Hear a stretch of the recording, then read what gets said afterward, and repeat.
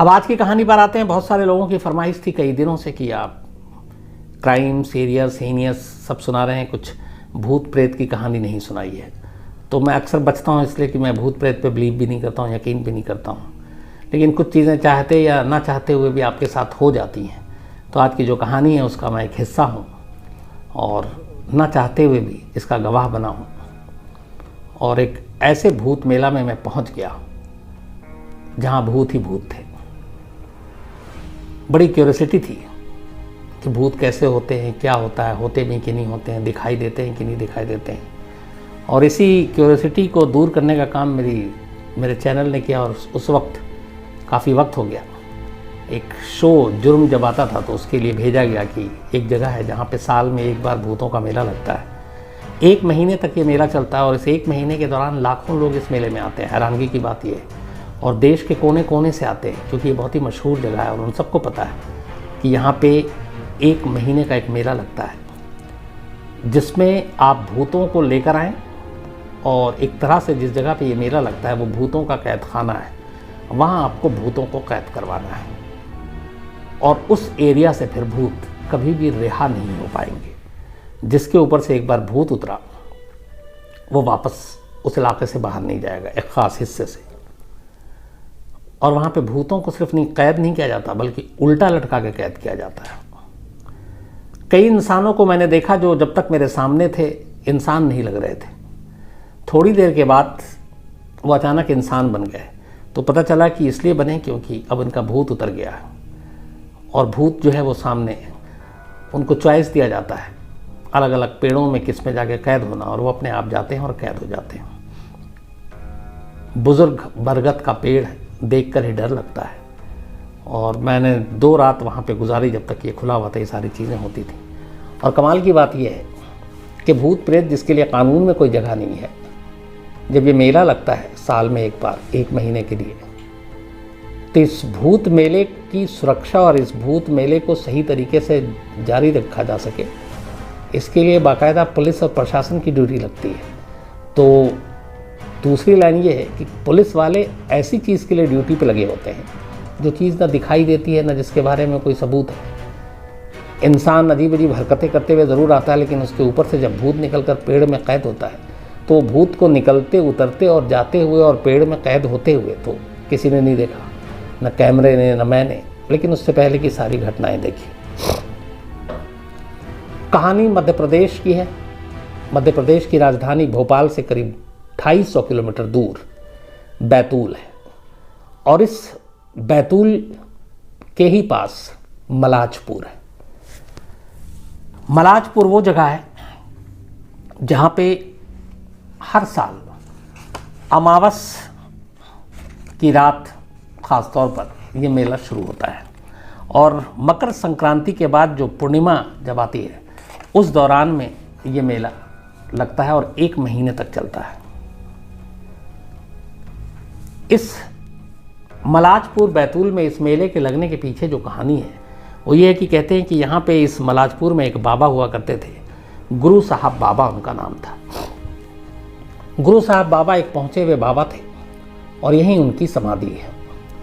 और ये समाधि जो है ये बंधारा नदी के किनारे है मलाजपुर में। तो कहते हैं कि गुरु साहब बाबा के पास इतनी शक्ति है कि कैसा भी भूत हो, शरीफ हो, बदमाश हो, ज़िद्दी हो, वो यहाँ आकर अपने आप उनके काबू में आ जाता है और फिर उसे कैद कर लिया जाता है। हर साल 1 महीने के लिए मेला लगता है। हमें भी पता चला, हमें कहा गया कि आप इसको जाकर इस पर शो बनाओ, देखो, हकीकत समझो। तो मैं अपनी टीम, कैमरामैन विनोद शिकारपुरी और 2 और साथी थे उनके साथ पहले भोपाल पहुँचे, फिर वहाँ से बाय रोड बैतूल, और बैतूल से फिर मलाजपुर। लंबा सफ़र था और वहाँ हमने 2 दिन तक शूट किया।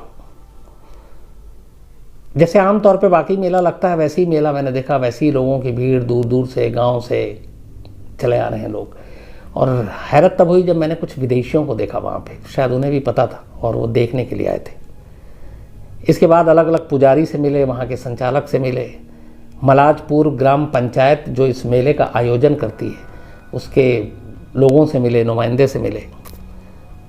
और फिर हम पूरे दिन तक लोगों से अलग अलग बात करते रहे। और मेरी सबसे ज़्यादा गहरी जो नज़र थी, वो जब पता चला था कि यहाँ भूतों को कैद किया जाता है, तो उस प्रांगण में जो गुरु साहब की समाधि है, जहाँ पे मंदिर है, उसके प्रांगण में एक तो सबसे बुज़ुर्ग बरगद का पेड़ है।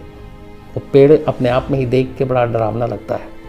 और उसके आसपास 2-3 और पेड़, सारे बहुत ही पुराने, सैकड़ों साल पुराने होंगे।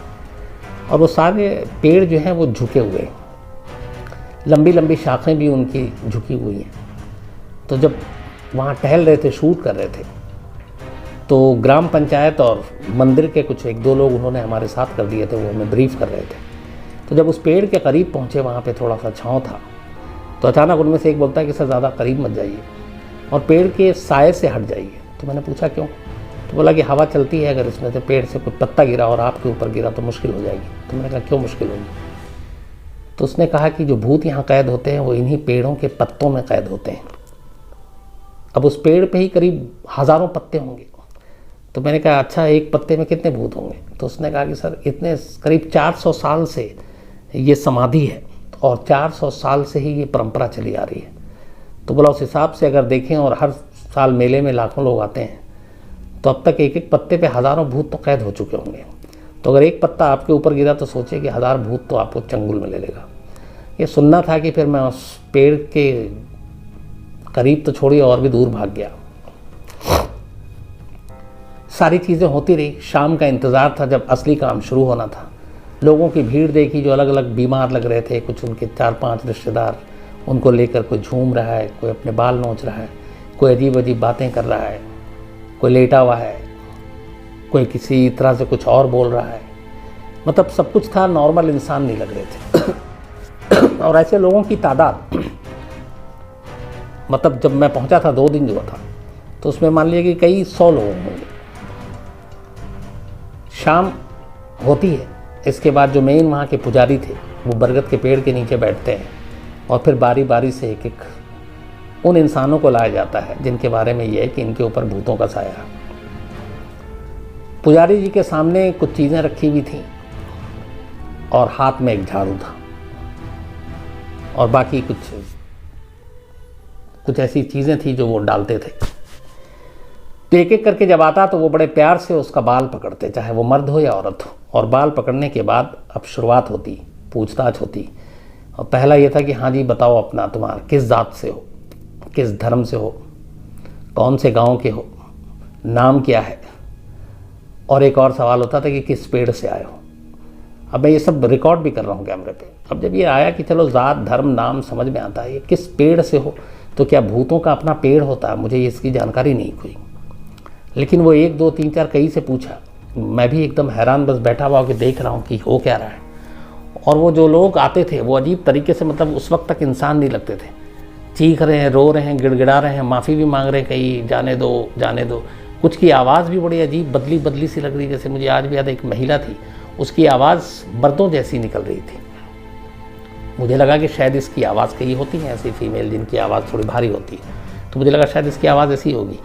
लेकिन थोड़ी देर के बाद जब वो नॉर्मल हुई और बकौल पंडित जी, इनका भूत उतर के पेड़ पे चला गया, कैद हो गया और वो बिल्कुल सीधी हुई, आँख उसने बंद किया और सर झटका और अचानक लगा कि अब ये दूसरी शख्स बन गई है। और उसके बाद जब उसने बोला प्रणाम, तो बिल्कुल एक सुरीली आवाज़ आई, जो अब से थोड़ी देर पहले तक मैं सुन रहा था, एक भारी आवाज़। तो मैं भी हैरान कि ये कैसे हो गया, अचानक आवाज़ कैसे बदल गई। तो खैर जो पूरा तरीका था, पंडित जी एक एक करके लाते थे, उसके बाल पकड़ते थे, धर्म जात इलाका पेड़ कहाँ से आया पूछते थे। फिर उसके बाद पूछते थे, उनका ये तकिया कलाम था कि भैया इसको तंग क्यों कर रहे हो। तो अलग अलग वजह बताता था, किसने मेरे भाई को मारा था, उसने मेरे घर में ये कर लिया था, उसने चोरी की थी, मेरी ज़मीन ले ली थी, सबके अलग अलग रीज़न थे। तो उसके बाद फिर कसम खिलाया जाता है कि अच्छा ठीक है, अब तक जो हुआ हुआ, कसम खाओ कि तुम फलाने इसका पानी पियोगे, ये करोगे, बुरी बुरी चीज़ें। कई उसमें जातिवाचक कसम भी होता था कि उसके हाथ का पानी पियोगे, तो वो चीज़ें बताई नहीं जा सकती। और फिर उससे कहा जाता था कि अब तुम इनको तंग नहीं करोगे और इनको पीछा छोड़ोगे और जाओ। तो यहाँ से कहाँ जाना है तुम्हें? तो कई ऐसे होते थे, बोलता था मैं वापस चला जाऊँगा। तो बोला नहीं, वापस तो नहीं जाओगा, यहाँ पे तुम्हारे पास पेड़ है, इनमें से तुम चूज़ कर लो तुम्हारा एरिया कौन सा, किस पेड़ पे जाना है। फिर ये कि पक्का कसम खाओ कि जाओगे, छोड़ दोगे, फिर कभी लौट कर नहीं आओगे। ये सारी चीज़ें हो रही थी। उसके बाद जब वो कहता कि हाँ ठीक है मैं जा रहा हूँ, कसम खा लेता हूँ, फिर वो अचानक एक झाड़ू उसके सर पे ज़ोर से मारते, और झाड़ू मारते ही वो जो सामने वाला है, तो मर्द या औरत जो भी होती, वो 1 मिनट के लिए एकदम मतलब सिहरन की तरह सिहरती, फिर उसके गर्दन नीचे झुकते। कुछ सेकंड के बाद वो अचानक अपना आंखें खोलता या खोलती, और एकदम नॉर्मल उसका वो चारों तरफ ऐसे देखते कि जैसे उसे पता नहीं कि अब तक वो कहाँ खड़े में हैं। और फिर पुजारी जी उससे कहते कि चलो बाबा को प्रणाम करो। वो प्रणाम करते, उसके बाद कहते अब जाओ, तुम्हारा भूत कैद हो गया। उसके जो रिश्तेदार होते फिर वो पैर वैर छूते और चले जाते। फिर दूसरा आता, तीसरा आता। एक महिला मेरे सामने आई जो लगातार अपने सर घुमा रही थी बहुत देर से, बाल वाल उसके खुले हुए थे। रात का माहौल वैसे ही डरावना, पेड़ और भूत आसपास में, ये सारी सोच के ही उस महिला को देख के मुझे थोड़ा और भी अजीब सा लग रहा था। तो जब उसको लाया गया और उससे पूछा गया कि हाँ अपना ज़ात बताओ, उसने ज़ात बताया, उसने धर्म बताया, धर्म बताया। वो यूपी के एक गांव से आई थी। उसके बाद उसने पूछा कि ये बताओ कि तुम्हारा नाम क्या है, भूत का नाम पूछ रहे हैं। तो औरत कह रही है कि रमेश भैया। तो उसने फिर से बोला, तो उसने बोला बताया। तो पुजारी जी हंस के कहते हैं मैं सुन नहीं पाया ठीक से, एक बार और बताओ। तो वो फिर से कहती है, 3 बार नाम लेती है, रमेश भैया। तो क्यों तंग कर रहे हो? फिर वो रीज़न बताता है। फिर कहता है अब तुम कसम खाओ कि इसको छोड़ोगे। वो मानता नहीं है। 2-3 झाड़ू पड़ जाते हैं उस औरत को। अब सवाल ये है कि वो मार रहे हैं भूत को, उस रमेश को जो उस औरत के अंदर है, लेकिन झाड़ू खा रही है वो महिला। दर्द तो उसी को होगा। जिधर से झाड़ू एक तो फूल वाला होता है, वो उसके पीठ और सर पे बीच बीच में मारते हैं। और जहाँ पे जो भूत ज़िद्दी करता था, या ज़िद मतलब वो मानता नहीं था बात, तो झाड़ू को पलट के और उसके हैंडल की तरफ से भी कई लोगों के सर पे मारा गया। तो ये सारी चीज़ें हुई। इसका एक एक करके सब भूत फिर निकलता जाता है और उस पेड़ की तरफ जाता। और जैसे ही आखिरी झाड़ू पड़ती और वो कसम खा लेता कि अब हम जा रहे हैं, तो उसके बाद अगले कुछ सेकंड में वो एकदम ठीक लगता कि हाँ सच में यहाँ से भूत निकल गया। अब ये सारी चीज़ें हम लोग इजाज़त लेकर बाकायदा शूट कर रहे थे। तो ऐसे बहुत सारे केस स्टडीज़, औरत मर्द जितने भी थे सब आए, अजीब अजीब हरकत कर रहे हैं। और उसका पुजारी जी के झाड़ू खाने के बाद और कसम खाते ही सारे निकल गए। अब जो पुजारी जी जहाँ बैठे थे उसके सामने से एक रास्ता था एकदम वो सीधा सीधा, और उसी रास्ते पे जाकर वो 2-3 पेड़ थे। तो उस रास्ते को बाकायदा खाली रखा गया था। जो भी पुजारी जी के पास आए वो दूसरी तरफ से आए। तो जब ये कई बार हुआ कि पुजारी जी ने झाड़ू ऐसे इशारा किया और उन्होंने कहा कि अब तुम कसम खा रहे हो अब जाओ, तो वो जाता था उस पेड़ की तरफ। तो मैंने कई बार देखा और कैमरामैन की तरफ भी देखा। फिर देखा ये कॉरिडोर खाली भी है। तो एक जो हमारी हेल्प के लिए वहाँ था उसी मंदिर का, तो उससे मैंने पूछा कि ये रास्ता खाली क्यों है। तो उसने कहा एक्चुअली सारे भूत इसी रास्ते से जाकर पेड़ पे कैद किए जाते हैं। ये बात आई गई होगी। थोड़ी देर के बाद अचानक देखा कि एक कुत्ता उस कॉरिडोर में आ गया, और वो कुत्ता वहीं पे घूम रहा है, भौंक नहीं रहा था बस। अब मैं ऐसे ही बैठ के सोचने लगा कि ये भूत जा रहा है, कहीं इस कुत्ते पे भी चढ़ गया तो ये कुत्ते पे भूत नहीं चढ़ता है क्या।